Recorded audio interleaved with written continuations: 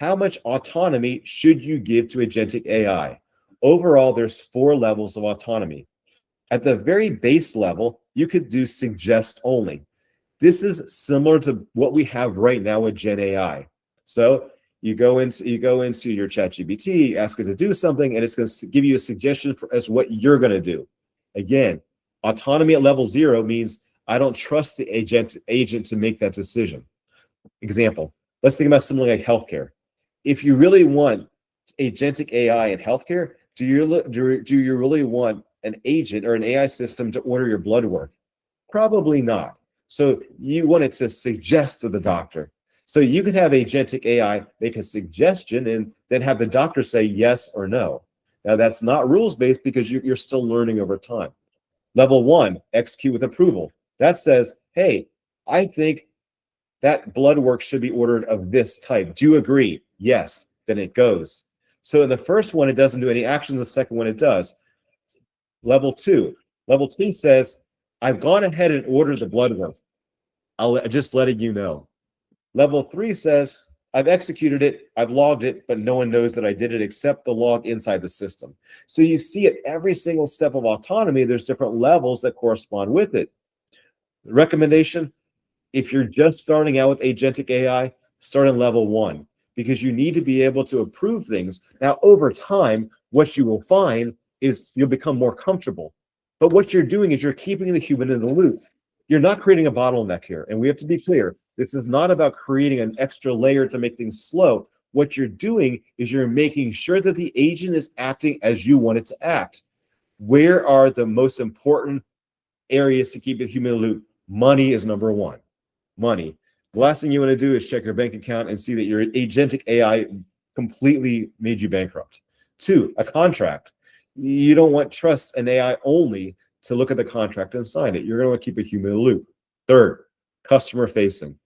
I'm sure if you're like me, you've hopped onto the chat bot when you're booking an airline or working in Etsy or Amazon, and Amazon particularly, I think it's Rufus, right? You ask some questions, they give you the answer back. Well, that's not so bad. That's customer facing. But I'm sure you've had the example where you correspond with Amazon and they say, well, hold on, I can't do that. I need an agent. For example, I'd returned a product, I returned the wrong one. Well, the AI couldn't fix that. It needed a human. So you can put a human in the loop there. Medical, things that are novel. What about something where the AI has never seen before? Well, rather than having it execute, you could have it stop and ask you what to do.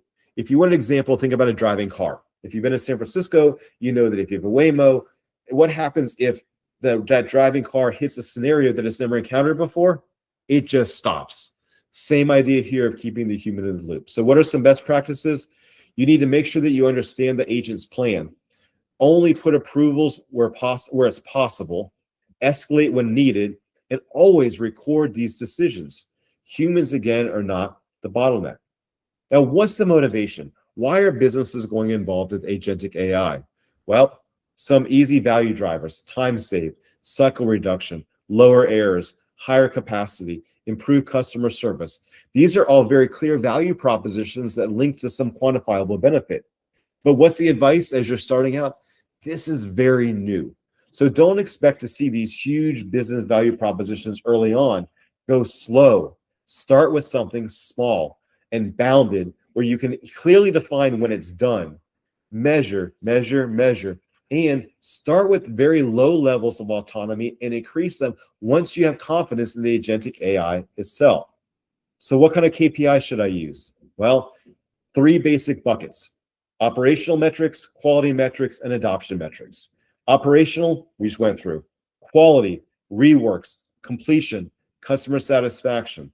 Adoption metrics, who's using it? How much are they using it?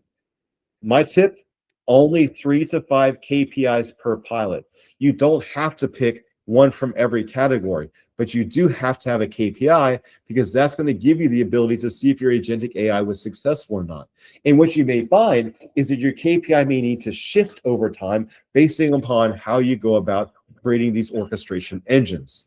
Now, what I want to do is I want to talk through that value creation process in some very specific ways. So I want to talk about 5 specific agentic AI use cases so you can begin to conceive of how you think agentic AI can be used in your organization. So let's talk through those 5. 1, operations, ticket triage, ticket routing, compliance with SOP, onboarding vendors, report generation.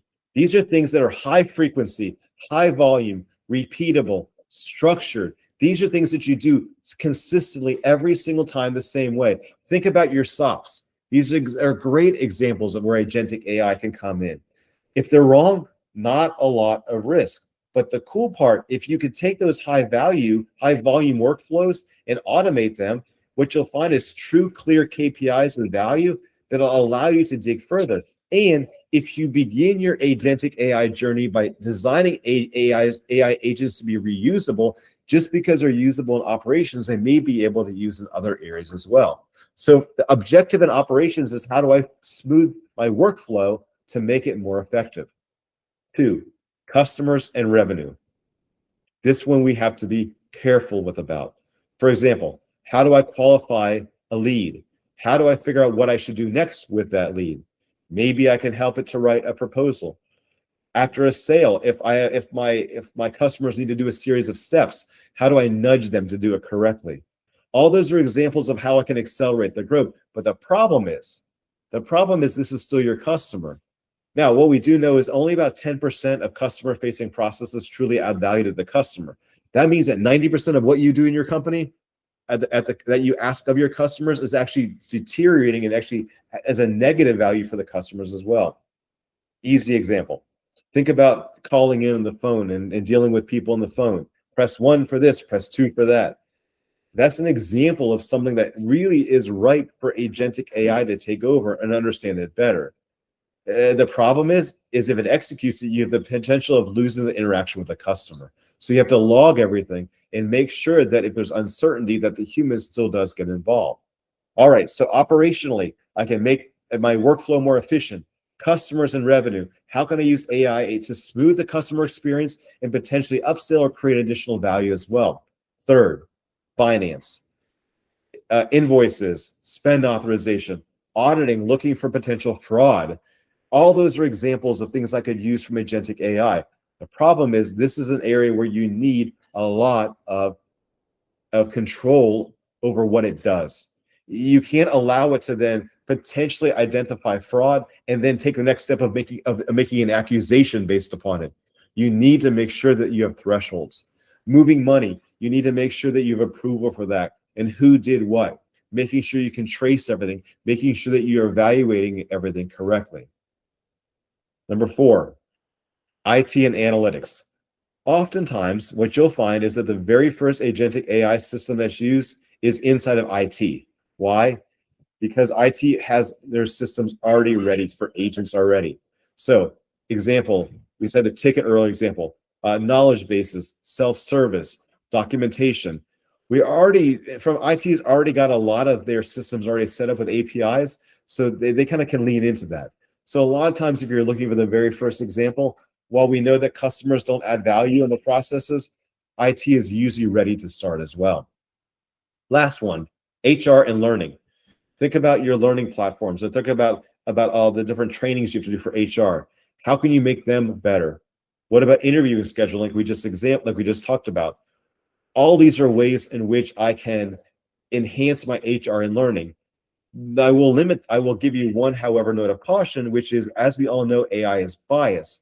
So we have to make sure that there's not bias in my agentic AI as well, and that I'm making sure that if there are cases that need to be escalated, I always keep the human in the loop. So we kind of see now how agents can operate together. The next step you're going to say is, all right, Dr. Schwarz, I want to get started. I want to open up ChatGPT because I see agent mode. That's agentic AI, right? It is not. So let's talk a little bit about agent mode in ChatGPT. Now, agent mode in ChatGPT is a little different. It does actually help me to begin to assign a goal. It can help you plan and execute the steps, but I will warn you, however, agent mode still isn't strong enough in that it does not have the ability to execute the tools yet because they haven't been embedded within the platform. But it does help you. If you do click on that, it'll help you on the processes that exist prior to execution. So it'll help you to understand, to plan, and to check. So the way that you use agent mode in AI is you create a prompt. So, for example, there's one down below. You are my agent. Create a webinar. Now, you say, well, okay, Dr. Schwarz, you're giving us a webinar. That must meant that you did this. No, I did not. As a matter of fact, this is all my work. I didn't use AI to produce this. But you could, for example, do that. You're my agent, and here's the goal. You give it the constraints, you give it the steps, you give it the output. Well, if you're going to do all that, why do you AI? Because AI can help you to do each of these different things. So it can give you workflow orchestration, research, writing, project coordination, teaching. But keep in mind that agent mode still isn't executing. What is it doing? It's helping you to execute without you having to do a lot of prompts. If you use the structure of the prompt, it's very clean, it's fast, it's consistent. And if you're consistent with that prompt structure, what you will find is that it gives you repeated workflows, and it's going to be very consistent in the output. The problem, however, of that mode is, again, it's still not integrated. So what you're seeing when you use agent mode in ChatGPT is the precursor to agentic AI.